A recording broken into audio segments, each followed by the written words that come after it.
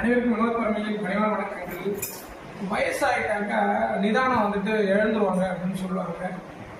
எங்கள் அம்மா கிட்ட அது வந்துட்டு நடந்தது. எப்படின்னா, நான் வர்றதுக்கு முன்னாடியே அவங்களும் என்ன பண்ணிட்டாங்க, இந்த நூலை வந்துட்டு நான் சுற்றிடுறேன் அப்படின்னு சொல்லிட்டு கத்திரிக்கோலெல்லாம் கட் பண்ணிட்டாங்க. நிறைய கட் பண்ணவே எந்த நுனி எடுக்கணும் அப்படின்றது தெரியல. ஸோ அதனால் நிறைய சிக்காயிடுச்சு. அதாவது வாழ்க்கையிலுமே நிறைய சிக்கு வந்து நம்ம பார்த்துருக்கோம். ஸோ இது எல்லாத்துக்குமே ஒரே ஒரு தீர்வு என்ன அப்படின்னாக்கா, நிதானம் மட்டும்தான். கொஞ்சம் பொறுமையாகவும் நிதானமாகவும் இருந்துட்டோம் அப்படின்னாக்கா எல்லாத்தையுமே நம்ம கடக்கலாம், எல்லா சிக்கையுமே எடுக்கலாம். இந்த நூல் மாதிரி தான். இப்போ நிறைய நுனிகள் வந்ததுனால எந்த நுனி எடுத்துட்டு நம்ம இதை நூலாக சுத்த போகிறோம் அப்படின்றது நமக்கு தெரியாது. ஆனால் இதை நம்ம பொறுமையாக கையாண்டோம் அப்படின்னாக்கா கண்டிப்பாக இந்த சிக்கை நம்ம எடுக்கலாம்.